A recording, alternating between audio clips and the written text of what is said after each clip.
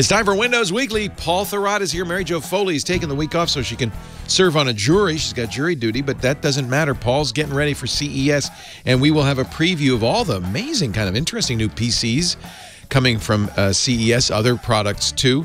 Windows Weekly, the CES Preview Edition, is next. Netcasts you love. From people you trust. This is Twit. Bandwidth for Windows Weekly is provided by CacheFly at CacheFly.com.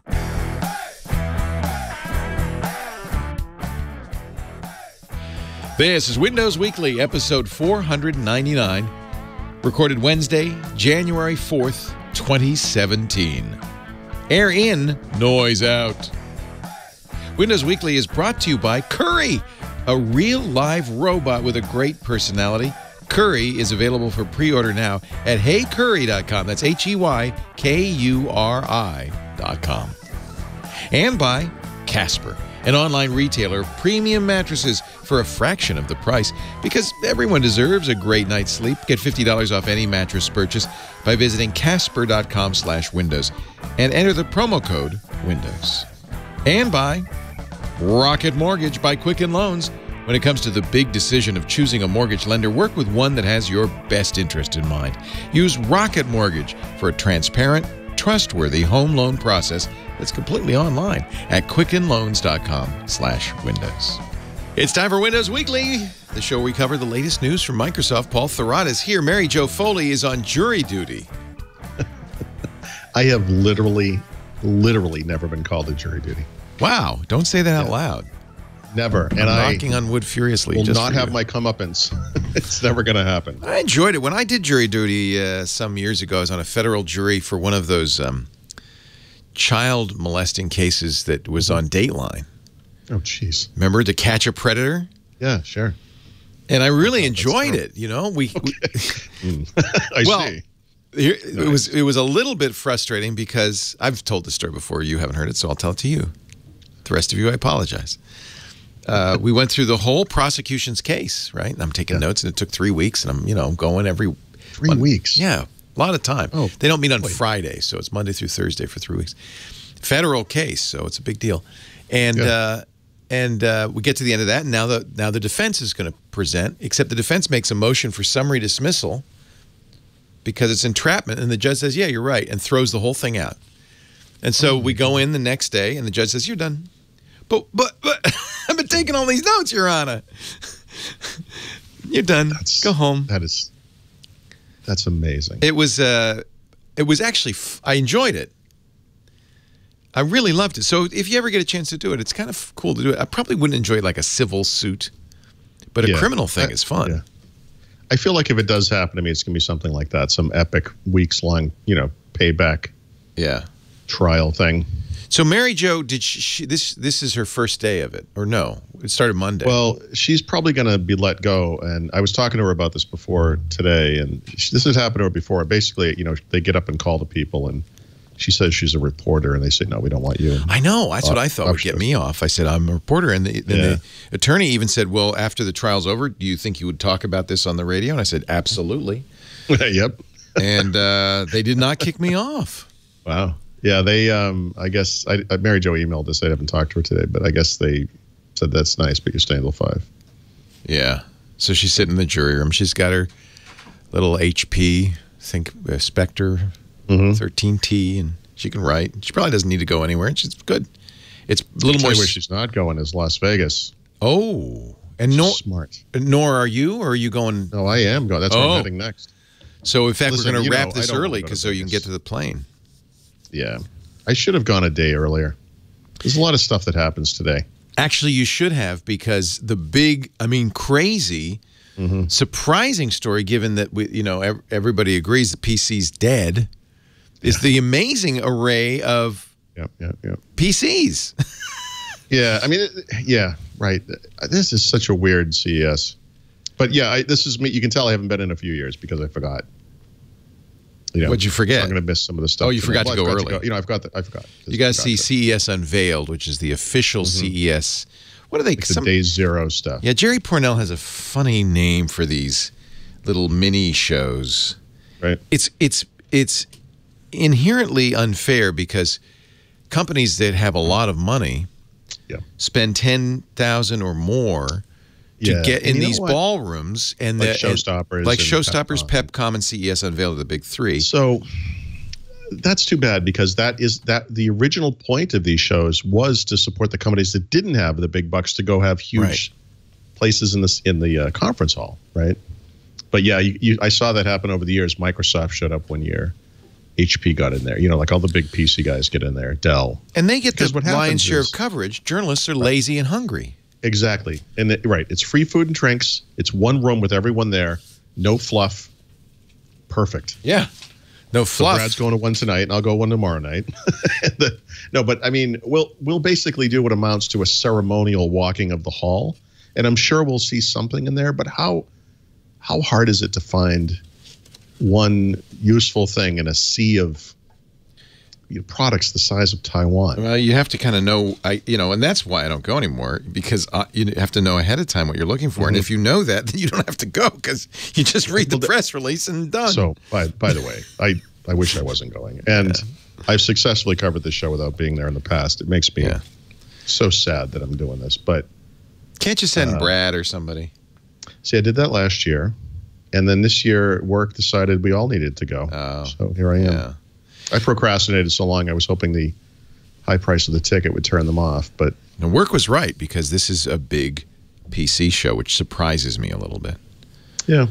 Surprises me. Anyway, so Mary Jo will be, I presume, back next week unless she gets on a really big case. Can you imagine? Yeah. I guess we'll see. I bet she gets off, but yeah. Well, like I said, it isn't a guarantee. By the way, thank you for the holiday card. Oh, beautiful. There it is. A little montage of denim. Thank you for your holiday card. Yes. Also ours is a little bigger than yours, but yours is a fold out. People in your family. And mine we got lazy, and so it's a postcard. Sure. I have an argument with my wife every year over the the color and the message, which is very you're the artist. Non-denominational, I think. Warm winter wishes. You couldn't get more non-denominational than that. You're not even really committing on anything but the season at this point. Literally, the conversation was, she says, just look at this and see if it's okay. And I was like, warm winter, really? And then she goes, well, and I said, you know what? I don't care. It's good. I don't care is the right answer. No, actually, the right answer is not I don't care, but that's wonderful. Yes, dear. Well, she knows I don't care. I like this. Well, so this is what you wrote, and I'll contrast it with what we wrote. May your holiday season be filled with peace, joy, and love. Who could disagree with that? Ours says, Merry Twitmas. See, we can put a pun in there, right? No, I get that the level of trying was a little harder or a little higher in yours. Well, no, I don't think we tried. This is what we wrote last year. And best wishes for a happy and peaceful 2017. So, that's nice. Yeah. Same. It's I made not my so Christmas card in paint. What? Really? Yeah. Every year I do that. The little grid of pictures in the front. This is nice. I like that. Yeah. Microsoft Paint. Paint. I know. You should put on the back, produced with Microsoft Paint. Yeah. Made by Thurrott in Dedham with Microsoft Paint. Handcrafted. It's an artisanal card. I like it, though. Pictures of your family, which is not... I always want to see those. I really do. And I love that you're in it, because often Dad is the one who takes the picture. By the way, that's my biggest pet peeve of all time. You get these Christmas cards. 90% of them are pictures of kids I've never seen, maybe you will never see. I have no idea who they are. Who are the adults? And you look at the name on the card, and you're like, oh, I wish I could see those guys. I haven't seen them in a while, and I know who they are. We share pet peeves. Yep. And then I like what you did. It's actually quite clever. You have pictures of your journeys to Amsterdam and Paris. But what you did was just kind of neat. You have the Arc de Triomphe in two different pictures, but they're kind of matched up. And there's some statue. I don't know what that is. That's Paris. That's where they had the memorial for the terrorist attack. Ah, beautiful. And you made it a little L with 3 different images. I like that. That's really nicely done. Yeah, and then, of course, your son went to Rensselaer, so you got the RIT. This is good. This is better than a letter. It's the year in pictures. Yeah. The year for dummies. And I don't know. Dedham gets 2. I don't know why. Yeah. But that was just a goofy. There was some store was selling that sign, and I thought it was cool looking, and I took a picture. And it would be cooler if I had it. Yes, right, hanging behind you, just mocking me. Very confusing. All right, let's. I'll tell you what. We're going to get to CES. We're going to talk about the Surface Studio. We have tips. We have tricks. We have all the stuff. Are you going to do a beer? Yeah, sort of. I have a beer pick. Because you're looking for a low-carb beer, and you found one, so that's good. Before we do that, though, I would like to show you something. This is a new product that was announced at CES. It was kind of fun. We were contacted very secretly, hush-hush, last month, by Bosch, you know, the big German conglomerate. And they have a little group called Mayfield Robotics in the United States that for the last several years has been completely under wraps working on a robot. And they said, we can't tell you anything except that it's a robot until CES, and then we're going to unveil it. And we saw it, and it's really cool. It's called Kuri, K-U-R-I. And it's going to be, I think some people are going to see this as their first home robot. You can find out more and pre-order if you want at Hey Kuri, Heykuri, HeyKuri.com. Now, this is not a vacuum cleaner. That's been covered. That's been done. This is a real robot. In fact, if you see it, it's really cute. It's what do they say? I think 2 feet tall. So it's not intimidating to the kids. And it's a he. It has a personality. In fact, they have emotive eyes and head gestures that really bring it to life. Very cheerful little personality. Kids love it. There's a good picture because you could see how big it is compared to a child. A child can sit next to it. He understands when you talk to him. He does not speak. He chirps. But you'll know what he's saying because he can nod his head and he can answer with a distinct chirp for yes or no. So he's responding. And he moves around. Now, what does he do? Well, his microphones allow him to recognize the direction a sound is coming from. So if he hears a loud noise, you can leave him in the house. If he hears, get this, if he hears a loud noise, he'll go investigate. He has cameras. So you can go to your phone and see what he's seeing. You can even have him say, hey, Kuri, go check the dog.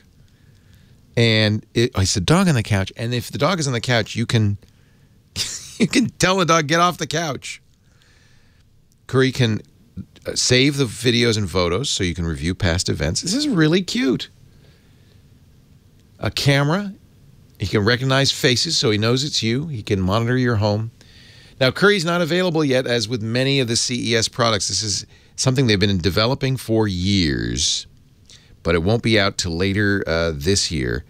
It will be $699, but you can pre-order it with a refundable deposit, so don't worry, you're not on the hook for anything, for $100 right now, and pay only $5.99 at the time of shipping if you go to HeyKuri, HeyKuri.com. HeyKuri.com. Your first home robot. So cute. We will definitely have one wandering around the studio soon. And I think it'll be fun. We can have his. I could say, "Hey, Kuri, go see what's going on down the hall," and I can watch. You want to hear his sound? His robot sounds. That's hello. That's yes. This is no.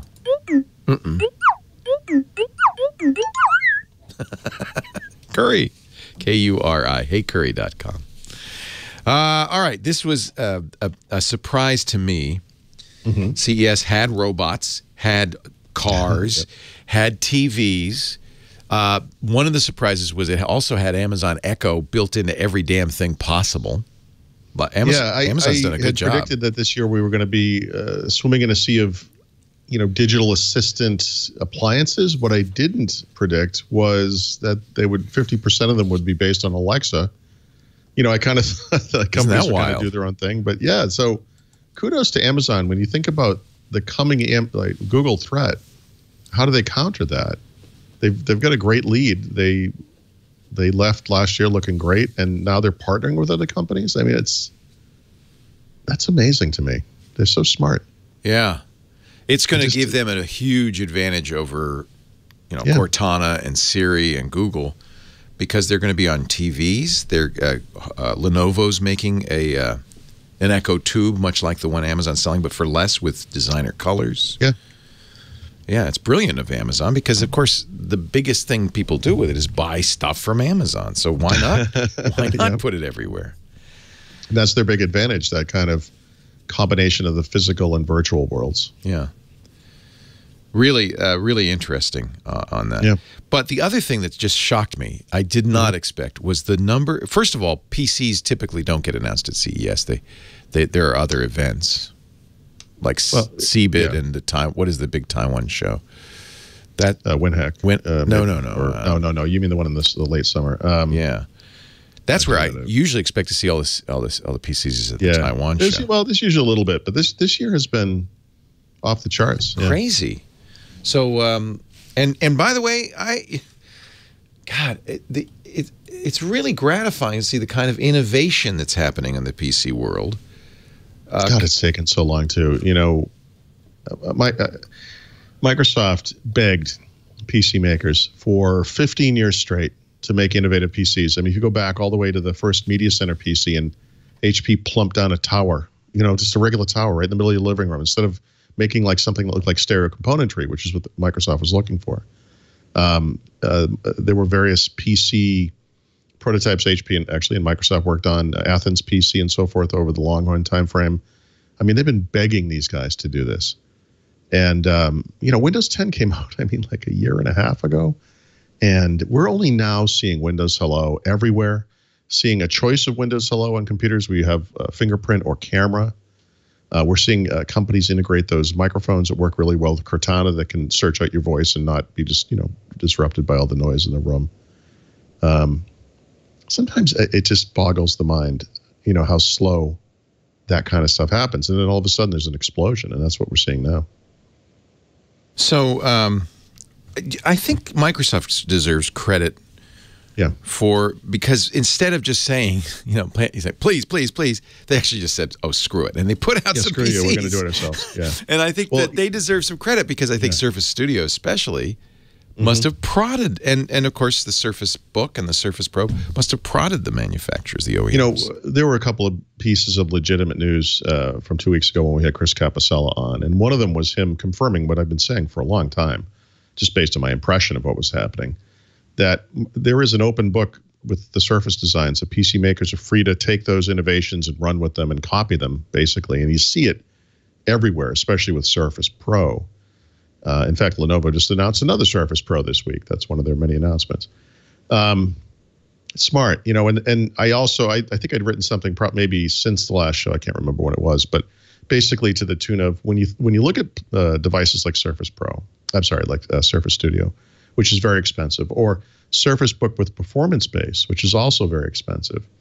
You know, how do you justify that? I mean, one of the ways you justify it is by you're pricing yourself out of the market. You're giving other PC makers a chance to come in with their own premium products that are more reasonably priced, right, that people can actually afford. And I think that's part of the strategy, because when they came in at typical PC pricing with the first gen, a lot of PC makers, well, literally every PC maker was very upset with them. And I think this is their response. I think this is how they make it up. It's awesome. Yeah. It's exactly really what you would want. By the way, the other piece of news which got covered everywhere, even Steve Gibson talked about it yesterday on Security Now, is when Chris acknowledged that they'd gone maybe a little too far in pushing Windows 10. You know, people maybe don't understand him, Chris Capicella. People don't understand Steve Gibson either. But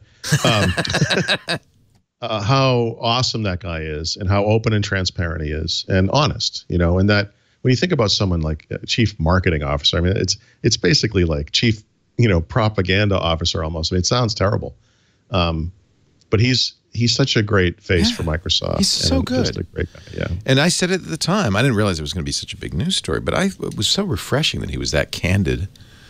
Yeah. And it was also informative because we learned why it took it took 2 weeks to fix it, the X, mess up, closing the box mess up. But that was the nature of the beast. But he acknowledged it. He said, we knew right away, and it took us 2 weeks, but we fixed it as quickly as we possibly could. That kind of message is good, I think.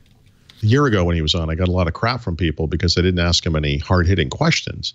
And my theory at that time was, this is the CMO of Microsoft. I know him. He's going to talk.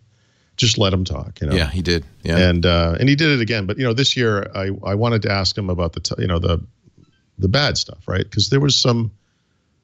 This year was notable, I think, for Microsoft for the kind of ups and downs, right? Windows 10 specifically, the upgrades gate stuff, the Surface Gate stuff, whatever. So I was kind of curious where he would put those events on the list, and he went right for the big one. And kudos to him, for talking about it. Yeah, no kidding.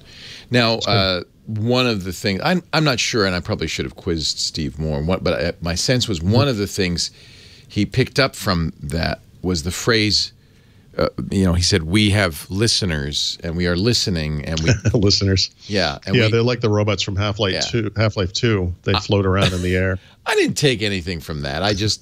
I thought what he meant is not merely not telemetry per se, but we watch Twitter and Facebook, and that's exactly what he meant. Yeah, I've talked to Microsoft about this. They didn't use that exact phrase, but it's they're like contact points with customers, right? Obviously, there are some people call on a phone and talk to them, literally complain or whatever. Right. Some people come into the stores. Twitter is one, Facebook, whatever. Yeah. So that's what he meant by that. Yeah. Yeah. It wasn't like we're spying on you. And we don't. We have the spy versus spy guys with the hats. Yeah. We could tell. What's the word on the street about Microsoft? We could tell. What are the people saying? All right, so let's start with Lenovo. They had, besides announcing a new Amazon Echo-based yes, there were some other tube. Things. Yep. They announced new PCs. In fact, one Lenovo, I can't wait to buy. I mean, right now there are two computers that are top of my list because I'm thinking about buying a laptop this year, and one is the new X1 Carbon, which is always awesome. That's the one I want. Yeah. And then the other one is the 15-inch version of the HP Spectre X360, which looks beautiful. So I'll review both of those and see how it goes. But the interesting thing is, before Lenovo revealed any of this stuff the other day, about a week ago, they kind of came out with this announcement about ThinkPad in 2017 and how they were going to switch things up. And there were three pieces to it, all of which are really fascinating to me.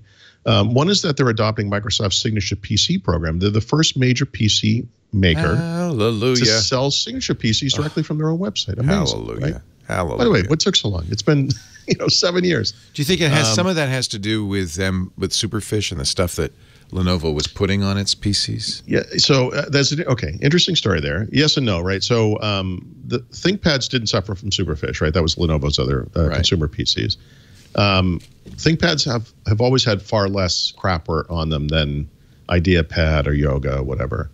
But they in some ways have loaded them up over the years. I would say over the past year or two, one of the things I've seen from both HP and Lenovo on their premium PCs like ThinkPad is a dropping down of that stuff. Like that, the stuff you get in the box is kind of necessary for the device. They don't put a bunch of stuff in the taskbar or on the desktop anymore like they used to. And if you run something that company wants to put in the taskbar, they'll ask you, and you can say no.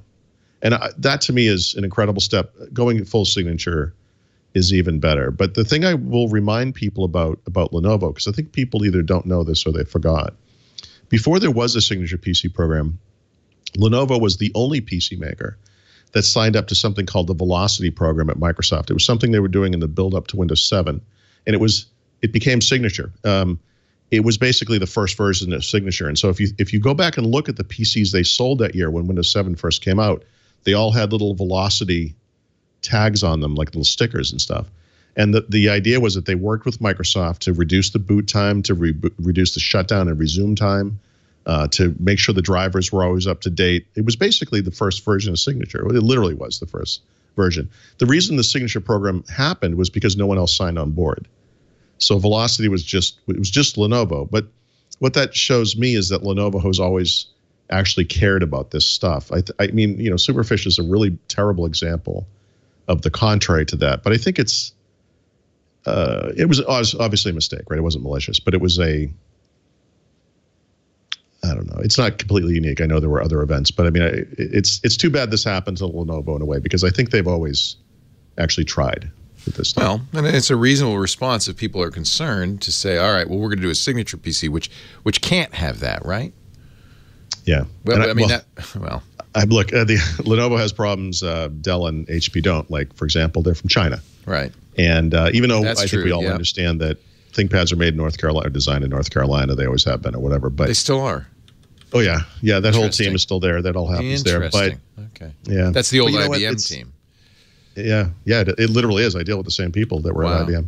Wow. That said, it's owned by a Chinese company, and I think for some people there's always going to be that little bit of mistrust when something like Superfish happens. It's terrible. It would have been terrible if it happened to Dell, but it happened to a company that is Chinese, and so of course people are like, oh, here we go. You know, like we're all waiting to discover this Right. kind of backdoor. But Right. anyway, I don't believe that stuff exists, but I think they've done a great job. Anyway, there were two other things that they announced ahead of CS. One was that they're dropping their proprietary one-link docking solution and embracing USB-C / Thunderbolt 3. You know, super smart. By the way, everyone is. I mean, Everybody's doing that. And that's a great dock solution. yeah, and it's funny because the One Link Plus thing was actually very, very good and was very close to what USB-C Thunderbolt 3 is. But this is them embracing standards and all that kind of stuff, and it's just awesome. So that's good. And then the other one was they're adopting Microsoft's Precision Touchpad standard, which is also awesome. We're starting to see that from other PC makers too. I know Dell's done it.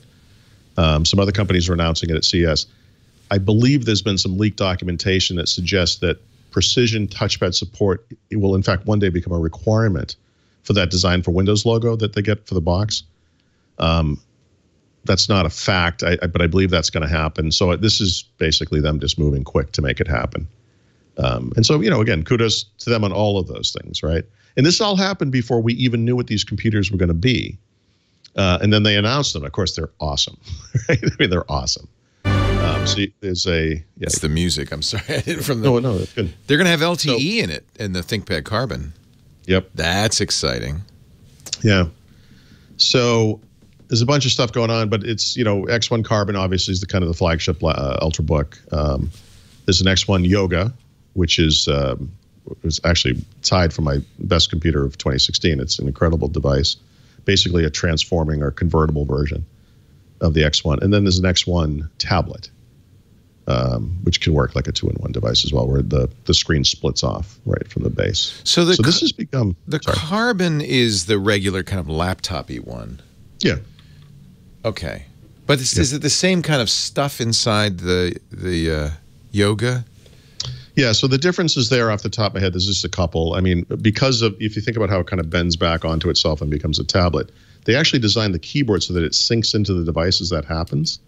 So if you put it backwards in like a presentation mode, or if you have it in tablet mode, the keyboard actually sinks back into the device. Oh, that's nice. Yeah, so it doesn't touch anything. That always bothers me about the 2-in-1s is that you're putting the keyboard on the desk.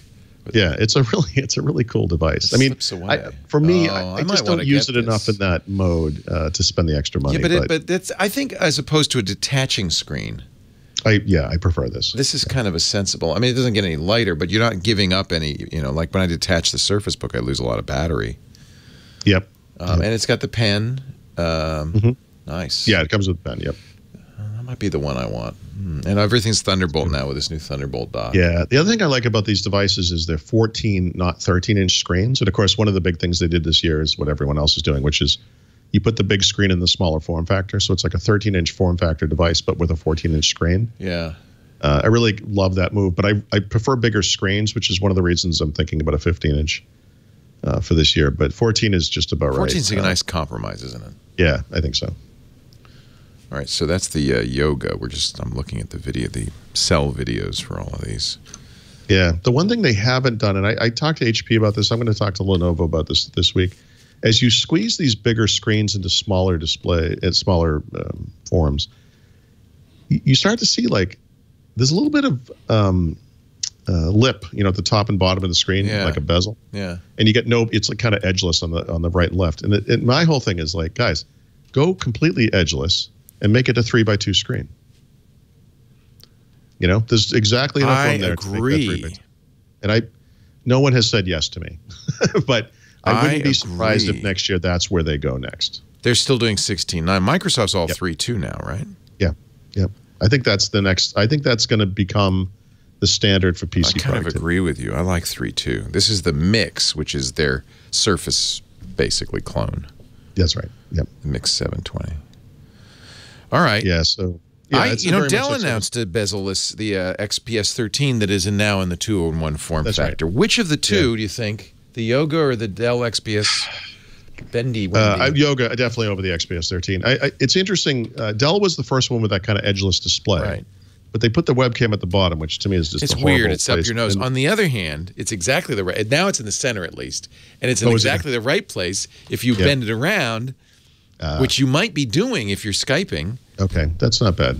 So it's. I think that might not be such a negative anymore. I don't know. I agree with you. I have several of the XPS 13s, including the bezel-less one, which I love. I'll look at the new one. I mean, the one that transforms now. Yeah.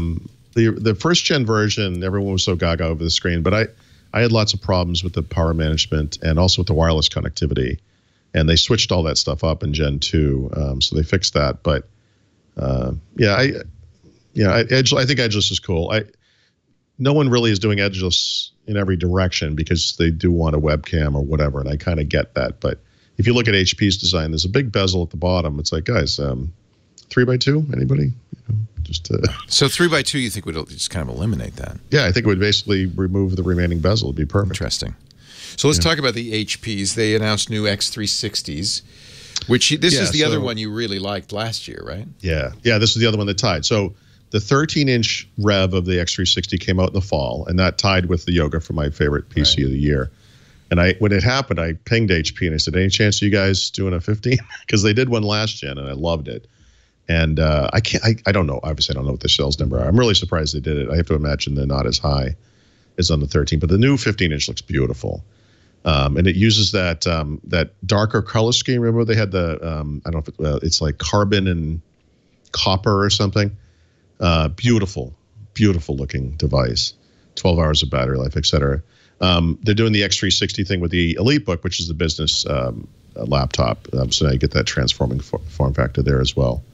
They updated the HP Spro, which I don't really see around too much, although if you visit a Microsoft store, they'll often have one of these on display. But it basically it has an HD projector and a touch mat, and in the past it could do scanning from the camera, but the new version does 3D scanning from the camera as well. Oh. It's kind of like, a creator-type device. You could think of this as maybe the first Surface Studio-type device in some ways. It's quirky and innovative, and I think some people will look at this and not get it, and I think I kind of fall into that category a little bit. But some people are going to look at this and say, "Oh my God, I have to have one of these." This is something about it. It's kind of a curious. So funny how HP's bringing the sexy all of a sudden. Yeah. Well, I love this all-in-one. This is amazing. I mean, this chart HP's progress over the past 3 years now is somewhat astonishing, and it's funny because they started with the low end of the market. They came up with those HP Streams and all that stuff, and now you get these.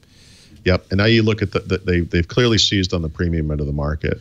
And I think you were just looking at the HP Envy Curve all-in-one. I have the previous version of that, and instead of that kind of elegant pole in the middle with a base, it just has little legs on the sides, right? So it's fine. It's not. I mean, it's nice. Gets the job done. But then you look at this thing and you realize this is it's like high end. It's like B&O. This looks like Bang & Olufsen. Yeah, it is actually. Oh, is it? Oh, well, there. Yeah, they use it. Yeah. Oh, yeah. They have a sound bar for. But this 34-inch curved screen on the base, which is just like the Surface Studio. That's the computer. Yep. But unlike the Surface Studio, they're giving you it's a better price, and they're giving you a little bit more performance, including NVIDIA and. Mm-hmm. And it starts. Well, I don't know if it's much better price. It starts at $17.29. That's a lot cheaper though. Is it $17.99? $17.29. Yeah, not touch though, right? No, this isn't designed for for that use. It's more the type of thing you would. It's a home theater PC almost. Yep. You'd buy that instead of a TV. Yeah. If you were a student, that's your home. That's your entertainment unit. Yeah. For movies, it's incredible. Yeah. For productivity work, it's like watching a tennis match. Your head's a little weird. It's a little weird. I have one of the Dells, and it takes some getting used to. Yeah, because you're it's so wide. It's a little bit like a dual display, but in one display. Yeah. That's really how I used it. I would have documents. I ended up going back to the 3 displays for a variety of reasons. You should make a wallpaper that has just a black bar in the middle, so it looks like 2 screens. Well, you get weird wallpaper effects, by the way. So Michael's using our 14-year-old's using it for his gaming machine, and it's really interesting. Well, I don't know if it's nice because not all games really know what to do with that weird aspect ratio. Yes. Yeah, when HP demonstrated the previous version, is they had a racing game on this display, which did take advantage of that. And you basically got wraparound 180-degree view. Is really impressive. And then they have a 35-inch gaming version of it as well. I'd have to the Omen. Yeah, just for the display, I should say. I'd have to decide if I could give up touch, like how important the cosmetics would be. I guess you wouldn't want to touch a 35-inch, 34-inch screen. Anyway, but what I'm thrilled to see, and there were other manufacturers showing off cool stuff besides HP, Dell, and Lenovo, but is just the innovation, the variety, the ecosystem there. And frankly, it puts Apple to shame. I mean, I think more and more But this is the promise, right? I mean, this is what the PC industry should deliver. Yeah. That's the point of this choice, right?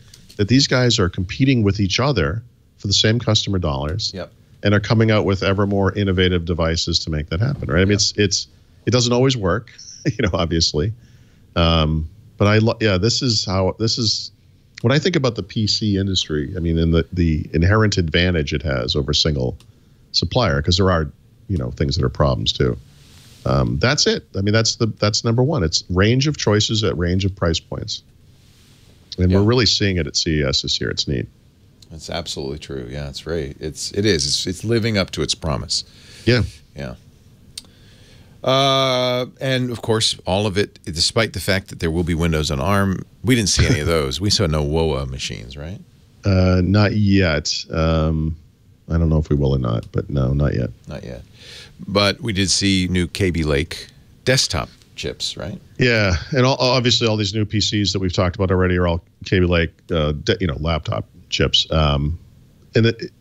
CS is interesting this year for a number of reasons. I mean, and of course I follow it from a PC perspective, but Intel and Qualcomm as kind of the primary suppliers of microprocessors for personal computing devices are kind of going head-to-head this year for the first time, which is really interesting. So they've put out their desktop stuff. Intel has finally, about 5-6 months after they shipped the laptop parts, which they kind of rushed to market, right? Because Skylake was such a disaster. They had to get that fixed, and they did that. And they did it in time for the Christmas or the holiday selling season. Smart. The desktop stuff, not as important because desktop parts, the power management stuff isn't as big of a deal, obviously. So that stuff's basically all out now. They're actually, I would be surprised to see Celeron, Pentium stuff happen later. There's going to maybe super high-end extreme type chips maybe later too. But basically that thing is Kaby Lake is kind of fleshed out now, so we get that, and now we can look forward to their eventual delay of Cannon Lake, so which I assume will not ship this year, but we'll see. But in some ways, the Qualcomm thing is bigger news, right? Because the Snapdragon 835, which is the chip Terry Myerson was talking about in December when he talked about Windows on ARM, and is the chip that's going to power smartphones, tablets, and now computers, right? Is very, very interesting, and it's. Every year you could look at what Qualcomm announces and you talk about it's X% smaller, X% faster, X% more efficient, whatever it is. This is the same as that. It does all that stuff. And they've added a bunch of features to it that I think are going to be awesome for, for really mobile devices like phones and small tablets. But the stuff in it that's for PCs, or if you look at what's in it and kind of apply it to PCs, you can kind of see where Microsoft was very interested. And it's, incredible battery life, and then that integrated right into the SoC, high quality LTE, as well as I think it's called WiGig connectivity, and the ability for this stuff just to work at super low power. And it's hard not to read the Qualcomm stuff and not think about how Terry Myerson described this stuff, because it's basically the same message. So nothing yet at the show. I'd be surprised if they actually, if we actually saw that stuff. It's interesting, though, and you quote this in your article about it. Yeah, Qualcomm says this is for smartphones, VR, AR, head-mounted displays, IP cameras, tablets, mobile PCs, right, and more. They know. And you know what? Ah, man, this got to scare Intel like crazy. Yep, it should. Jeez. It should. Now, there's a good market, and you could argue too, the growth part of the PC market today is in premium computers, and that's gaming PCs as well as like the ThinkPad, Spectre type machines. But you know, we got to look for the volume, and we got to look for the growth of the future. And if Qualcomm can undercut these guys on the low end of the market, Intel's got a problem, you know, because from a volume perspective, it's not going to be there. So we'll see. We'll see how it works. And a lot of people keep trying to remind me that, you know, right now it's just vaporware. But well, I think they have a chance. Yeah, it's vaporware, but this is, I mean, they've been pretty good at delivering, you know, upgrades year in, year out. So. Yep. The other thing I'd remind people about when it comes to the Qualcomm 835 or whatever, when you're talking about ARM, is there's already an established market out there for these processors, and that market is not Windows. And when you think about things like Continuum, where you have a Windows 10 mobile device, which nobody owns or wants, and you can plug it into a dock and put it up on a display and use it with a keyboard and a mouse, that's a very interesting demonstration, but it's not a very good real-world solution because it doesn't have the apps on the mobile side or on the PC side. Windows and ARM solves 50% of the problem, right? It gets the desktop half of the story going, which is nice, but it doesn't solve the mobile half. If an Android maker, a phone maker like Samsung, which is rumored to be doing this, or better yet, Google, which makes the platform, can get a Continuum-like feature built into Android, we have a big problem on our hands because Android solves the biggest problem, which is mobile, which is what most people need most of the time. And if Android apps work okay on a big screen and you can get typing done and printing and stuff like that, I get bad news for everybody. That's pretty much what people need, most people. I know maybe not you, the guy listening to this podcast, or me, but that is what most people need. So I've got my eye looking for this. Maybe we'll have to wait till Google I/O or whatever, but that's a big hole waiting to be filled. So pay attention to that stuff too. It's not all, you know, rosy for Microsoft necessarily. Let's take a little break. We'll come back. We'll talk about gaming PCs as well, and any other tidbits. I wonder, well, I'd like to know what you're going to be looking for when you go there, frankly. So let's talk about that in a second. But first, a word from our sponsor, as they say, Casper, the mattress of the year. I'm naming it the mattress of the year because I love my Casper mattress, and I'm going to sleep on it all year long, and so are you. The nice thing about the Casper mattress, you order it direct from the factory, which means you're getting it at a much lower price because they don't have to support showrooms, et cetera, et cetera. And you get 100 days to try it, which is a lot more than any other mattress. I mean, you literally get it in your home, sleep on it. They should make their slogan, hey, Casper mattress, sleep on it. Because you get to sleep on it for 100 days, and at any time in those 100 days you say, yeah, I like my old mattress better, they'll come, they'll take it, they'll refund you every penny. It will not cost you a cent. And they know they have to do that, frankly, because if you're going to order a mattress sight unseen, they know they got to give you the chance to try it out. I think you're going to like it. I sure love mine. It's a springy latex foam on the top, supportive memory foam on the bottom, which gives you just the right sink, just the right bounce. It's actually a good idea to go visit Casper.com/Windows and take a look at how they designed their mattress, because I think it's fascinating and why they designed it the way they did. You know what they put into it. I really love this mattress and the thought they put into making the perfect mattress. For instance, they considered firmness, density, rebound speed, airflow, transition temperature, which you might say, well, what does that mean? Well, it's how low the temperature can get before the foams, as you might know if you've had foam or memory foam mattresses before, they get harder when it's cold. And they've really figured out a way to keep it consistent across all temperatures. By the way, it breathes like you wouldn't believe, which means it is you never get sweaty. You never get, I don't, how to describe this without getting weird. Same thing with the odor. The way they're making this, they use water-based adhesives. It comes out of the box, and it is a surprisingly small box. Opens up, and it doesn't smell like latex or foam or anything. It's just clean. They made 108 prototypes of this mattress before they came up with the perfect one. And you will, I think, agree. Try it. Try it. 100 days, painless returns, anywhere in the U.S. and Canada. Shipping is free both ways. 2016 Business Intelligence Group Innovation Award winner. Won an award. There's won awards from everybody. I mean, it is, and it's very affordable. You can get a twin mattress for $500. But here's the deal.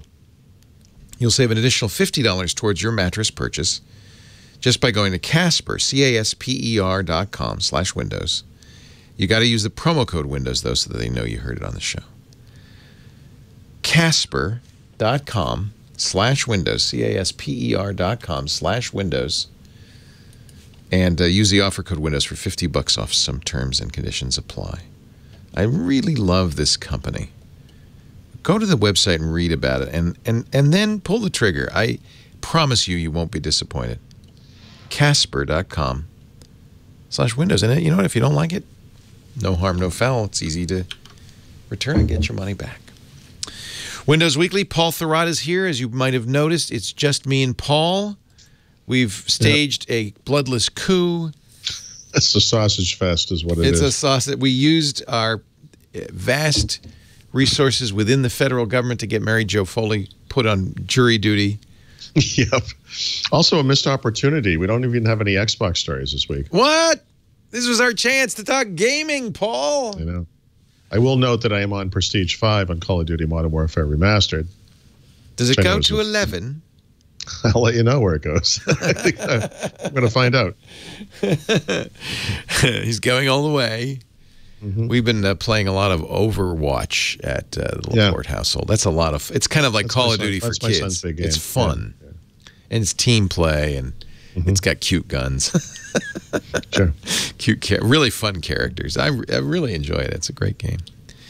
That's a BattleNet game. And a game you probably could play on some of these new laptops. We saw a number of gaming laptops from all of the big companies, including Acer. In fact, gaming PCs was the big category from this year. Yeah? Yeah, and I didn't write about this yet, but NVIDIA has brought some of its newer graphics chipsets to laptops this week as well. So we're going to see even more of this stuff going forward. Yeah. Are they M's? Do they call them M's? You know, I'm not positive. Yeah. Yeah, probably. Yeah. Right. I love how cool these Acers look. Yeah, it is really interesting to watch. Right. Yeah, all of the big PC makers are just latching right onto the same trends. Right. They all have these big honking gaming PCs, desktop and laptop, many models. One of the Acers is a 21-inch. Wow. $9,000 laptop. What? Wait a minute. What? Yep, right there. I missed that part. The Predator is $9,000? It has dual graphics and SLI mode. I think it has 5 cooling fans. It basically requires the power management of a Volkswagen, I think, to keep it going. It's crazy. And that they have is it water cooled? It doesn't say that. I bet it is. I bet it is too, actually. The numeric keypad flips over and becomes a precision trackpad, touchpad. Oh, neat. Yeah. Oh, and this is the kicker on these devices. They're Skype for Business certified. Oh, yeah, I'll be doing that. I don't know why, but yeah, I mean, that looks like a spaceship from, Star Wars or something. It's beautiful. I always feel like, though, when I buy an Alienware or Doghouse or like one of these Predators or ROG stuff, the styling is costing me thousands. Oh yeah, not because it costs thousands to make, but that's just again, talking to these guys, I hear the same thing all the time, and this is what people want in this space, right? They want the keyboards that light up, preferably in different colors that they can customize. Red seems to be a big design element in all of them, or at least I should say in most of them. But this is what the consumer wants. Wow. Acer last year said we're going to get out of the super low-end, low-price computing. They had kind of two lines, like a lot of companies do, kind of a consumer-y line that was cheap, and a better line like the S7, like the stuff Mary Jo was using and I was using for a while, that was more expensive. No, I'm not talking to you, Siri. She just butts into every conversation. When I say the word seriously, Siri pops up. Yep. So if you're listening and you've got an Apple device, sorry. The funniest thing when I went back east is I started to get, I don't think I ever had a Providence accent. But I started to get getting it back immediately. I'm talking to waitresses and everything, and it's funny how that gets right in your head. It's really hard to overcome, Leo. I literally have spent years on this. Does Siri understand you if you go full Boston on her? Or Cortana? Do they understand you? They use machine learning. I think they could handle it.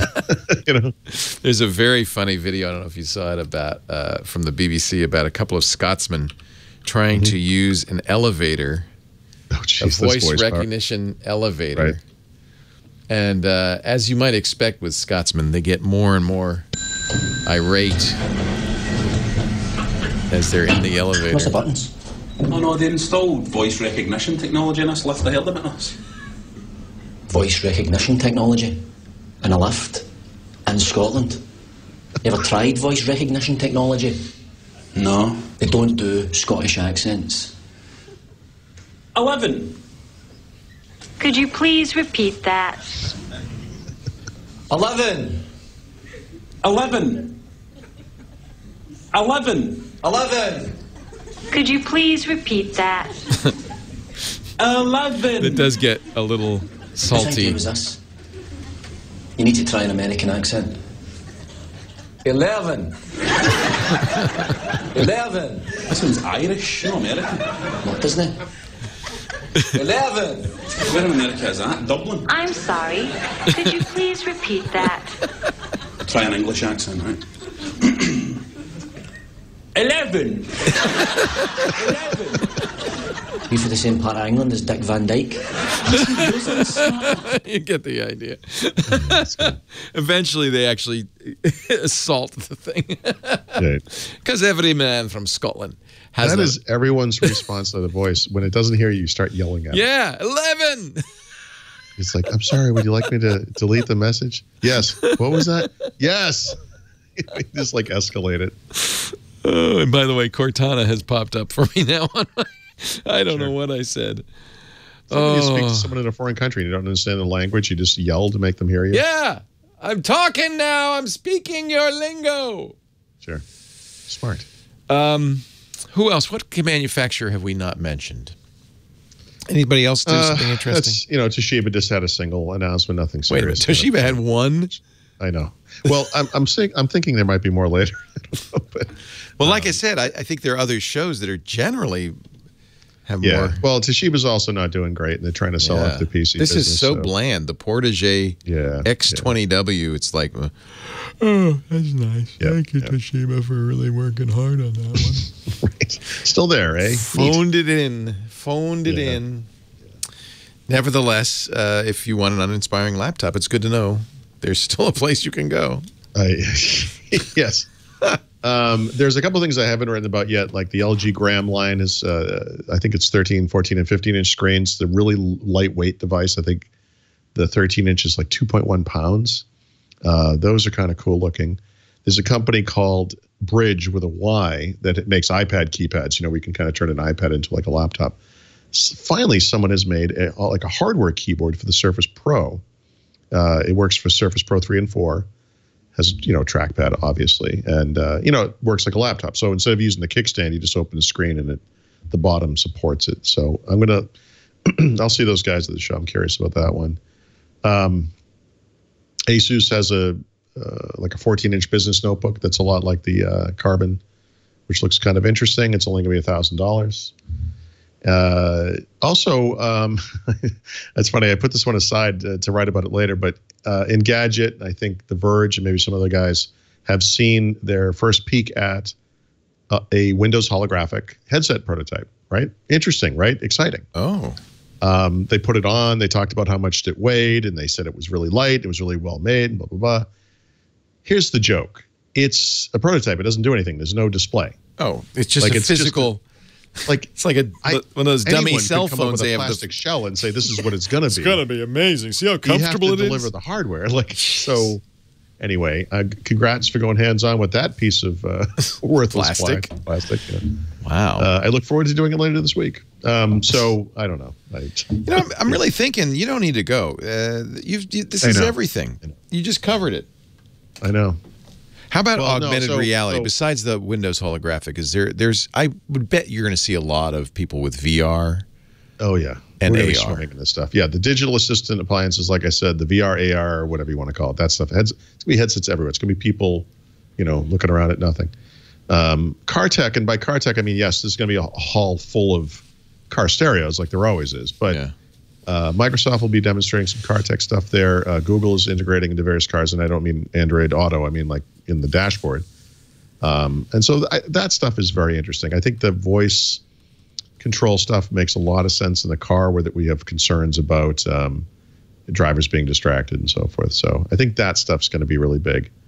I got an email about an aromatherapy device that's controllable with a smartphone. I'm looking forward to that. What's that smell? It's a family-friendly show, so I can't discuss the sex toy advert I just got as well. Oh, Lord. Yeah, CES is it's a mess. Yeah. Like the emails I get from CES are just a stark reminder of why I never go to CES. I think I don't see a lot. I must have a filter that I set up years ago that just goes to... They're trying new things now. Now you'll get emails from a PR person. It will say something like, hey, could you do a favor for a PR gal from Akron or something? And then you look at it, and it's like, look, we're one of like 200 people that are going to be at the Showstoppers event or whatever it might be. And we'd really appreciate it if you could come by our booth and talk to us about this. And then you see what it is. And it's like a rocking chair with a child monitor thing built into it. You're like, seriously, guys, like, it's just, I don't know. So yeah, it's not great. Okay, now that I'm looking in my email, here's one. Como Audio has announced the Solo and Duetto music systems and the Ambiente companion speaker. That's all they're saying. Oh, we'll be at Showstoppers. Sounds Italian. Can't wait to see it. Oh, there it is. It's a radio. Nice. The emails are. Well, I will say, like Yubico is going to be there, and they're doing USB-C based security devices. Right. Yep, that stuff's good. Yeah. Like chargers and I don't know, smart light strips. Here's an ergonomic mouse. I'm just looking through my email. It's like the craziest. It's just junk. Awfulness. It's so much junk, and the problem is you got to filter through it all, and it's all 1 mile away. Oh, here's something new from Snakebite. Yeah, right. Here you go. The Hello Egg. Oh. An all-in-one AI-based kitchen solution. So here's a company called Big Boy PR. Yes. Right. Starting the year with a bang, Alex is at Big Boy PR. Huge news from Lucid Sound announcing an official Microsoft license to begin producing Xbox-specific headsets. All of this stuff, though, has to be sold, and they've got to. Now, it used to be you had to. You went to CES to get in the dealers. That's right. That's exactly right. But there aren't any dealers anymore. It's a completely different kind of show now. It's you know what this is like, Leo? You might enjoy this comparison. It's like allowing pharmaceutical companies to advertise directly to consumers. That's what CES has become. It used to be you were exactly right. The point of this show was you went to CES so that you could get backing and orders, and that would cause you to be able to build these things. Yeah. Right? And now there's kind of more of a direct relationship with the public. And there are obviously different ways to get funded. A lot of these people are probably using private funding or like even web-based funding programs, whatever. It's completely different. And of course it's turned into a disaster as a result, right? It's just too much stuff, too much stupid stuff. I think you can also blame Chinese manufacturing prowess. Yep. For some of this. I mean, remember back anything in the day, that you can imagine can be made now. There used to be, it was between the Hilton and the convention center, there was this kind of little gray area. It was attached to the Hilton. And that used to be the Asia Hall. Yeah. Right? Yeah. And that's where you would go to see all the crap you see everywhere now, because that was basically little mom and pop things like not we can anymore. manufacture. Yeah, the Taiwan Pavilion. Now it's like the whole show. It is literally the whole show. Yeah. I like this one, Gigabyte. They make a bunch of motherboards, and they also make the thing called the Bricks, which is a NUC. They've got a new gaming Bricks. Oh, look at that. That's cute. Nice. I want that little tower glowing on my desktop. This is the gaming GT PC. It's an i7K. What is that? Is that like super high end? The higher end. Yeah. It's GTX 1080, not 1080M. Well, like the mobile ones are i7U, right? Which is just so this is a desktop. Cool. A desktop. Air comes in, noise goes out. Look at that. That's a clever design. That's not particularly unique, but yes. That's it looks like one of these flaps. That's how it flies. No, it's like a louver on a car. If it gets hot enough, they raise up to let the air out. Oh, the K is unlocked, so you can overclock. That's an overclockable part. Yeah, but it's quad. It's quad. It's a right? 4 gigahertz quad core with hyper-threading, a 91-watt part. Yep, that CPU alone uses more than your light bulbs. I bet the power supply for that device is bigger than the computer. Oh, I bet it's external, right? It'd have to be. Yeah, it has to be. Well, it doesn't have to be, but I bet it either takes up a big chunk of that thing or it's outside. Actually, this is kind of cool. Yeah. You could put 2 hard drives in it. Yeah. Two 2.5-inch hard drives. Chat room. The only reason I linked to it is chat room was talking about it, saying, we like this. Yeah, it's cool. Yeah, it's cool. How much money do you have? What else? Anything else you want to talk about from CES? Have we done it? Have we done it? That's pretty much most of it. That's it. That's CES. Yeah. You can go home now. That's day 0. There'll be more tomorrow. Day 0. And again, I approach it from sort of a PC perspective, right? Well, there's all this kinds is of Windows Weekly. gadget there's stuff, a lot of other crap, but yeah. Studio, sir. I'm still loving that Surface Studio. And by the way, the hard drive upgrade was a very nice upgrade. Did improve performance to the point where I'm completely happy with the machine. And boy, I miss it when I'm not using it. The interface is great. They sold a whopping, what, 30,000? Yeah, so it's a little fuzzy. It's Digitimes. You got to put the little asterisk next to that. But according to their sources, suppliers, Microsoft has ordered 30,000 units to be shipped in the first quarter of 2017, which is about double what Digitimes was expecting. It's still a very low number, right? Yeah, but that's a business, right? Remember when we were talking about like the Elite X3, which is a phone, and how this device should compete with PCs, not with phones. And what's success look like in the PC industry, right? I suspect most profitable PCs, or most PCs, I guess, sell in the tens or hundreds of thousands, right? And then a few hit the million mark. Right. For a device that averages a price of $3,500 a whack, and by the way, that makes it about a 100 million, revenue thing. I don't know. That's pretty good. I mean, there are 2 ways to look at the future. I sort of made the argument early on that this might represent most of what they sell, right? That most people who want this thing have ordered it and are waiting to get it, and that will be the end of it. But I was talking to Brad about that, and he mentioned that, there might be some businesses where they order one to test it out, and then they decide it's right for them, and they might order more after that. And so they may have a pretty good year, all told. So yeah, we'll see. I mean, again, for an expensive device, that's pretty impressive. It's not. I can't imagine it's a business for Microsoft, right? It's not. Well, it's hopefully it's profitable, right? Which should be job one. But I think the real point of this, like it is for all Surface devices, is just to be aspirational, right? For customers, right? So they don't leave to go to other platforms, but also for PC makers, so they can look at the design of this thing, look at what works, look at what people really like, and then make hopefully a lower cost version of it for themselves. And so maybe next CES, what we'll be talking about are all the 3x2 touch capable things where the screen comes down and you write on it with a pen, but it only costs, $1,500 or $2,000. Right. Yeah, that makes a lot of sense. Yeah. Yeah. And I'm talking about it. They're getting press. They've gotten nothing but good press. In fact, it is perhaps notable that I don't think I've ever read anyone who's written something negative about Surface Studio beyond, stating that the price is very expensive, which it is. And it's underpowered a little bit. And it is a little underpowered, yeah. And most people, think about it. Most people say, I just want the screen, right? Yeah. Which is such a wonderful problem, A lot of people are saying, I want you to build something else so I can buy it, It's just... I look at this. I mean, my initial reaction was that Microsoft is crazy to sell something this expensive, but I'm comfortable being wrong all the time. So what's the big deal there? You had a little bit of mobile news here before we get to the tips. The scraps. I kind of look back over the 2 weeks, what's going on, and there wasn't much over the holidays. But, Duolingo, which is my favorite mobile app, just did a big upgrade where they have social networking capabilities built into it. So basically, you can start clubs, people can join.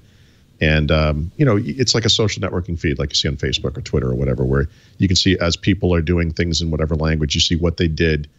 You can like things and comment on it and all that kind of stuff. So I basically just do Duolingo by myself. My wife does it. We talk about it already in real life, so I don't really need this, but it's kind of a neat thing.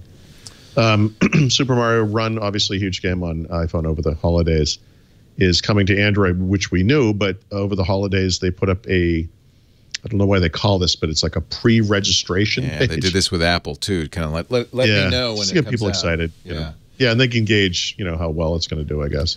It's an interesting story because I'm on the plane and I want to play a game, and more games, including not Pokemon Go, which is also obviously only online, but as Mario Run, require an online connection, which eliminates, unless I'm willing to pay $20 for the Wi-Fi on the plane. Yeah.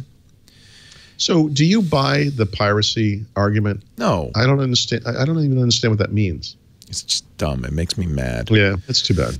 And it appears to be a free game is the farthest thing in the world from a free game. You get 3 levels for free and then $10. Yeah, to unlock. I will say, I'll I was just gonna say I'll play it on the plane. Actually, maybe I won't. No. Well, I'll be online. JetBlue has free Wi-Fi. So okay. I'll play a little bit more. I played through the first world. It's I think it's like 4 levels, whatever. I have to say it is a neat. It's fun Nintendo quality experience. And it's more detailed than you would expect given what it is, and it's not just a copy of other endless runners. Like they did their own unique kind of take on it. I would just say to Nintendo, make more. Yeah. You clearly got it. I mean, just make more of these things. Yeah, I like it quite a bit. And I did pay the $10, although one of those, app and analytics companies said that only 3% of users have paid for it, which means really that means 97% aren't going to play it again, because once you go through the 3 levels, it's kind of you're done. It's not like, you can kind of play for free for very long. Yeah. So that's kind of interesting. Apple denies it. Says, no, it's more than 3%. But then they don't say how much more. So 3.5%. Yeah, right. So you have to wonder. Yeah. There's so many good free games or games that at least give you more gameplay for nothing. But they did sell 50. They shipped 50 or 100 million. I always sort of imagined that these app stores could be more like this, right? Because there are great little games and great bigger games from little places. But when you see someone with the marketing and just development strength that Nintendo tackle mobile and then kind of come up with this, right? Aside from the stupid stuff, like maybe it's too expensive, maybe it should work online. It's neat. It's like really well done. It feels like a console game. Absolutely. Yeah. I'm hearing mixed reviews from the Mario fans. And I'm too old to have been a Mario guy. So I don't have any, strong feelings about how a Mario game should be. But some of them say, oh, it's too limited. There's nothing you can do. I feel like there's enough to do that's keeping me occupied. I find it very challenging. It's very good. And there's some neat little play elements because you're always running, right? But you actually go backwards and then can redo rooms and can do that, until you grab all the stuff. I mean, in many cases. And the way they do that to me is actually, I don't want to say innovative, but I guess it is innovative. It's well done. Yeah, I agree. Yeah. You want to talk about cyanogen? I see it's just briefly, because for a moment, Microsoft, I think, invested in this company, or maybe they just partnered with them. But there was this feeling about a year and a half ago that cyanogen might be Microsoft's mobile fallback plan, right? That this company, which makes kind of an alternate version of Android with no Google stuff on it, well, no Google paid stuff on it, came to Microsoft, got all the Microsoft apps, integrated Cortana. Like, here we go. This is like the Microsoft experience on Android, and they're gone. So, well, maybe I know some say because of it, abandoning the open source kind of free mod community on Android and getting in bed with Microsoft was kind of the kiss. Some say the kiss of death. Yeah, I suspect from their perspective, they had to do it. You know, that the free for everyone is a good idea until you need to make money, and who knows. But anyway, Cyanogen had never really materialized as that thing that it seemed like it could have been anyway, for us in the Microsoft world. So I feel bad about this. I know the Cyanogen mod OS is actually going to continue as an open kind of a thing, but I think we can all agree that's probably the they have it's a new Lineage OS now, but the thing is that the guy who did it is going along for the ride. So I think it was his dissatisfaction, frankly, that turned the community against the corporate version of Cyanogen. Okay. So, well, it's gone. It's gone. Whatever, for whatever reason, mismanagement. I like the image that you added to your blog post on this. R.I.P. Cyanogen, and you've got yep. drummers playing a dirge. Dum, dum, dum, right. Dum, dum, dum, dum, dum, dum, dum. Let's take a break. Back of the book coming up. Did you have a good New Year? I don't know if I asked you. Did you have a fine holiday? I had too good of a New Year. In the sense that I literally went to bed at 4 o'clock in the morning like an idiot. And you did. You partied. I don't know what happened. Did you go out, or was this at home? No, we stayed home, which makes it even lamer. That's even weirder. Yeah, I know. You know, sometimes it's almost like, I feel like we had an implicit contest to see who could stay up the longest. And that by winning that contest, I, in fact, emerged as the loser. You know? I know. That's what it feels like. I like to play Uno or Spit until midnight, go outside, bang some pots, and then go to bed. That's my deal. Sure. Simple, pure. Back of the book coming up, including a beer for the carb avoider. But first, it's the Holy Grail. Paul's been looking for this for a long time. A word from our sponsor, Rocket Mortgage. They are looking for people like us, people who live online, life online, who don't want to get a home loan or refi the old-fashioned way, going to a bank or a mortgage lender with a box of paperwork and, multiple visits over a period of many weeks. God, the last home loan, Lisa and I bought our house 3 years ago, and it took so long. We had a vacation. We applied for it. We had a vacation like 2 weeks later. We thought, oh, we'll get this done before then. No, we were still doing it on vacation, right? You were still and you had to get your sister to fax stuff from the... It was so bad. Oh, it was so bad. We said never again. Fortunately, here's Rocket Mortgage. It is so easy and fast. You do the whole thing online, even from your couch on the phone or the tablet, and you will get a response instantly. No 4-week wait. Because it's computerized. Oh, wow. We went to a mortgage broker who had like a sheaf of very thin, like almost on onion paper, of rates, and they print it out every day. And you look at his finger and he go, well, let's see. Here's a rate I can find you. Oh, my God. Anyway, Rocket Mortgage is a lot better. It comes from Quicken Loans, which is the #1 mortgage lender in the country as far as I'm concerned. You go to quickenloans.com/windows, so you're getting a great mortgage lender, and you're doing it in the easiest possible way. And by the way, not only do they turn it around fast, but, they've asked all the questions. It doesn't take very long to fill out the thing. You could submit your pay stubs and check, your bank statements, online. No paperwork at all. And then they'll come back to you in minutes with a loan that's just right for you. Like they tailor it around your needs, and there's no guessing. What's the payment going to be? What is this? What's the pity? Principal, interest, tax, and insurance. What's that going to cost me? Those are the numbers you want, and they make it easy. Skip the bank, skip the waiting, go completely online with Rocket Mortgage at quickenloans.com/windows. Quickenloans.com/windows. Equal housing lender, licensed in all 50 states, and MLSconsumeraccess.org, number 3030. Quickenloans.com/windows. Mary Jo Foley, once again, just so you know, on day off because she's got jury duty. She's in the jury room right now, listening to the show. Hi, Mary Jo. Do they have Wi-Fi now in the jury rooms and stuff like that? I've never done jury duty. I don't know. You don't know? Are you not registered to vote? Is that why you... I am. I voted. I don't know. I don't know. I don't want to say lucky because it is your civic duty, and I'm proud to be. You know, and it's a hardship. Are you saying I'm like a draft dodger or something? Yeah.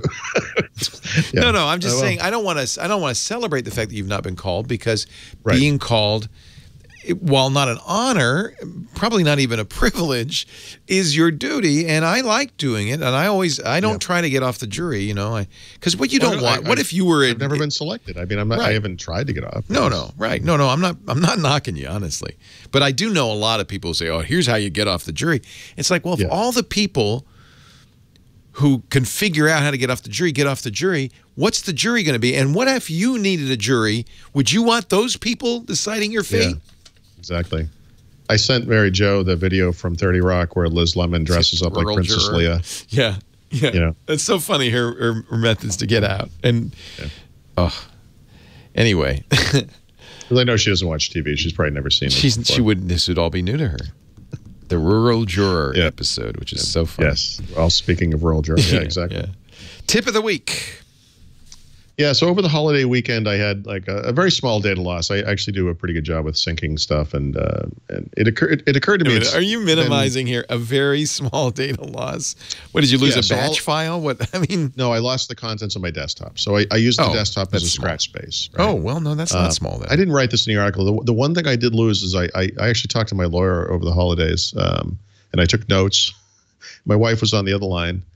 And I lost that, and so we had to kind of scramble. Like, okay, what were the 3 things we made sure we were never going to forget? But we did get them. But and it made me remember. You know, there's a whole host of like kind of fundamental posts you can write about, like backup strategies. You know, handling spam, whatever it is. And so I decided it's been 2 years, since I started Thurrott.com. So I wrote up some of those posts, 2 years ago, and I think it's time to revisit those. And so.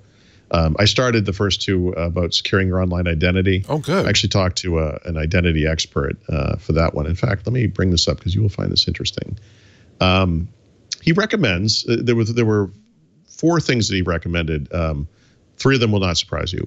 Enable 2-factor authentication. Use a password manager for everything, including credit cards. Re-examine your accounts on a regular basis. But the first one, follow modern password recommendations. Microsoft last year revised its password guidance in such a way that I think many people will find just bizarre. Like they're completely against like the common knowledge or the conventional wisdom that we have. And basically what Microsoft is saying is that by forcing people to try to make difficult passwords that are difficult for humans, they're forcing them to create passwords that are easy for computers to break. Because the things that are hard for us are the things that are easy for computers. And like you should look at, if you click on the link and scroll down, there's a list of 7 actions which they say will describe the bullet points there. And they really kind of go against the conventional, some of them do go against the conventional wisdom. So for example, he was saying that like a long password that's just words, all lowercase, no numbers, no special characters, like this is the reason why we use secure passwords. It's much harder to crack than PQ $7 whatever. Like but it's way easier for you to remember as a person. And of course, you're also using 2-factor authentication and whatever. So anyway, I thought this was really interesting. And then since then, I've written one about managing, but also securing your Microsoft account specifically, because I think for a lot of the guys in the Microsoft sphere, that's our, the center of our online persona, when you think about it. And of course, 2-step authentication is a big part of it. But there's a lot of other stuff in there, and you should just check out the article. It's good. Microsoft manages a lot of things for your account, including the devices that are associated with your account and all that kind of stuff. Yeah, so this is all really useful stuff. Yeah, and it's like I said, it's kind of fundamental. But it needs to be done. When I work on the book, I always think like I need to write a Microsoft account mini book, just so I can refer to it instead of rewriting the same stuff over and over again. And so maybe this stuff combined will turn into something like that. Because books are the future. And then a couple of bonus tips. It's the beginning of the month. It's the beginning of the year, but the beginning of the month. That means Games with Gold is renewed. So 4 new games. This month's games for me personally aren't super interesting, but depending on the things you're interested in, you might find something in there. So be sure to look at that. And then someone asked me about an offline installer for Office 365. It exists, but only if you have Office 365 for consumers, meaning home, personal, and university. And I explain on this in the article about how you go find that. But basically, when you go to install it from the web, you can. The idea is you can install download the installer. It's complete. Obviously, you might have to update Office 365 afterwards, and you'll have to sign in. But if you have multiple computers you need to install this thing on in your home, and you have a low bandwidth connection or an expensive connection, you can just download this thing once. It's 2.7 gigabytes rather than doing it, individually for every single computer. You can save some bandwidth that way. It's also, nice for people if you like for example, I'm traveling. I might want to bring a Windows 10 ISO and a Office 2016 offline installer, and with those two things, if my computer fails, I can bring it back up and get up and running without having to connect to the internet. So that is useful. Yeah, right. I'm gonna actually do this right away. This is good. Yeah, it's pretty cool. I didn't even know it existed. I didn't either. I thought I had to do the whole thing online. Asking me about it, I looked it up. Yeah. So I don't have an app pick for the week per se, but I mentioned on the last show that we did that it's too bad AppRaisin didn't do a list of the top app picks for 2016, and he heard me and they did it. Said, okay. So, well, if you insist. So there were 10. No, he's right. He's like, right. I never even thought of that. And these are all Windows Phone apps. Windows and Windows Phone, yeah. Okay. The first one is Vinci, and that's the Prisma clone. Remember over the summer I recommended Prisma, which is an app for iOS and Android. And a bunch of people write in and say, well, what about Windows? And so there's this app. It's actually pretty fantastic. It works very much like Vinci, like Prisma, called Vinci for Windows. And what it does is you pump a photo into it, and then it applies artistic effects, so it could look like a Monet painting or whatever different styles of paintings and stuff. It creates beautiful, beautiful photos. And so that was number one. And then the rest of it's funny. It's funny how familiar most of this list will look to anybody on other mobile platforms, with the exception of a couple things like VLC, which is a video player, Facebook, ProShot, which is a camera app, Instagram, Steam, which I don't understand why that's on there, Twitter, FIFA Mobile Soccer, Facebook Messenger, and then Windows Camera, which is camera app. Yeah. Actually, the number one app on the list was AppRaisin, which is their app, but I think we can agree that is. They should recuse themselves. Yes. Recuse I recuse them for it. Yes. Yep. But Vinci is a great app. I mean, so you can make the argument on Windows 10 Mobile. Probably the best app of the year. Now, we got to get you to the airport, so let's wrap up real quick with a... Yes, that's right. Yes. So recommendations for low-carb beers. Yeah, we talked about low-carb stuff briefly at the end of one of the shows, and someone, Rob Whitehead, wrote in and said, hey, you mentioned low-carb beers. I've actually researched this. Here are the top three. I would say true low-carb, only two of them really qualify. One is Shiner Light Blonde. Oh, I should also say up front, these beers are terrible. So... Let me explain that right up front. There's a criterion we need to add. Yeah, the thing that makes beer good is really bad for you, and it's full of carbs. In other words, minus the carbs, minus the taste. Yeah, sorry. Oh, it's just a fact. Dear. I mean, it's nothing you can do about it. However, if you're looking for something with fizz and bubbles and vague beer taste, like a Budweiser, but not terrible for you, these beers do qualify. So. Two of the three, again, are better than the other two. Shiner Light Blonde and Busch Natural Light. They're both about under 100 calories.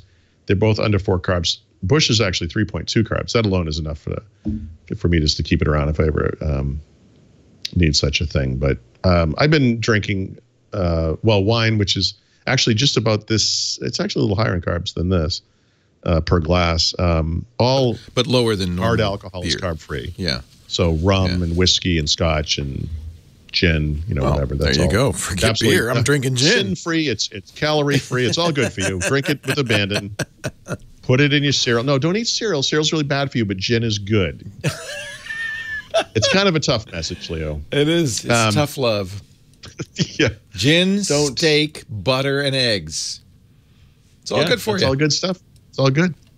If you could stand to suckle on a butter stick like it was a lollipop, that would be okay for you. Good for you. I know it's hard to. People don't want to hear that. It can't hurt you. People may not even agree with that, but okay. I know it sounds terrible, but it literally is okay. I know. We're so much. And how much weight have you lost? You look good. So I actually have not been weighing myself, but I can tell you that's even better. These are the two things that have happened. My belt, like you pull your belt on, two notches. Nice. And my wedding ring fell off the other day. I kind of play with it sometimes, and I just went, and it came right off. And I don't think I've taken off my wedding ring in couple of years. Maybe. Wow. Wow. Yeah. That's a good feeling. Something seems to be happening. No more fat fingers. Well, there's still, I mean, so they still go up and down because of, I don't know, heat or. They swell. Like right now, no, I can't pull it It's up. water, by the way. That's what that is, water retention. Well, but water weight gets a bad rap. See, people think it's just water. It's not weight going to is kill easy, you. But that's okay. That's the good stuff. So here's my ring. Look, he took it off, ladies and gentlemen. And I'm sure Stephanie's thrilled that you can do that. She was standing there. It was fun. I was actually talking to her. And I was playing with it, and it flew onto the couch. And I was like, my ring came off. And she's like, yeah, now you lost it, too. Congratulations. But, yeah. Anyway, I got a long way to go. Word to the wise, whatever you do not lose your wedding ring. Yes. I have a friend who lost one on a river trip one time. And yeah, it's not happy. Yeah. Because they read a lot into that. Yeah. What were the circumstances of this event? Why was women in bikinis nearby when you lost the ring? I lost it, honey. I don't know what happened. It just disappeared. Yeah, just the thing is, playing with it on the river. You've been married for any length of time, you could take the ring off. It's obvious there was a ring there. It's worse than leaving it on. Right. It's like a tree that got struck by lightning. It's it's not announcing that you're a jerk. Yeah. Yes, exactly. Yeah, that's true. So just another tip. You learn a lot on this show. None of it has anything to do with Windows. But. No. Paul Thurrott does. He has everything to do with Windows at Thurrott.com, and, of course, his book's at leanpub.com. He is about to jump on a plane and head to Vegas. Watch for his CES coverage for the rest of the week and next week on Windows Weekly every Wednesday, 11 a.m. Pacific, 2 p.m. Eastern, 1900 UTC on twit.tv. Have a great flight. Just a word from the Twitter. Brad Sams says Delta is throwing him off the flight. It's too heavy. Are you serious? Well, he says the flight's too heavy. I added the throwing him off. Oh, okay. It's probably because of the gimbal he bought. Lisa and I have both been together. We're thrown off a flight because it was too heavy. You know what would be worse than that is if they came up to you on the plane and said, sir, can we ask you to sit on the other side of the plane? That I've had happen. On commuter jets, that happens all the time. They rebalance. Yeah. But to think on a 737 that eliminating our two seats, and by the way, as soon as we got off, two other people got on. Right. That, I think, was more because they had a higher status in the frequent flyer miles than we did. But they didn't want to tell us that because that would have been insulting. We had moved to a different plane because our flight was way delayed. So I guess we were the equivalent of standard, steerage class standbys. What do you call the stuff that they put on the side of it? Ballast. Ballast. And they said, hey, throw those ballasts off. We've got real paying passengers here. Anyway, have a great flight. Have fun in Vegas. Don't catch the Vegas flu. Oh, I've been taking. That's what this drink thing was. It's like this gross. Drink the zinc. Pink stuff. Yep. Drink the zinc and the echinacea and all that stuff. Yep. Stay hydrated because Vegas is dry. And highly recommend. I'm sure you're going to go to many shows because you got nothing else to do. The Beatles Love. You've seen that though. Yeah. Thanks, Paul. Thank you. We'll see you next week with Mary Jo Foley. Let's hope, unless she gets on that mass murderer trial that is going to go on for years. Thank you, Paul. Safe travels. We do Windows Weekly, as I mentioned, every Wednesday. You can get on-demand versions of it at our website, twit.tv/dubdub. Or you can subscribe in your favorite podcast appliance. We're also on Roku and Apple TV. And just look for Twit or Windows Weekly. You'll find it everywhere. And please enjoy it in good health. Next episode is episode 500. So don't tell Paul, but I'm bringing a cake, which I will eat because he can't. Thanks for joining us. We'll see you next week on Windows Weekly.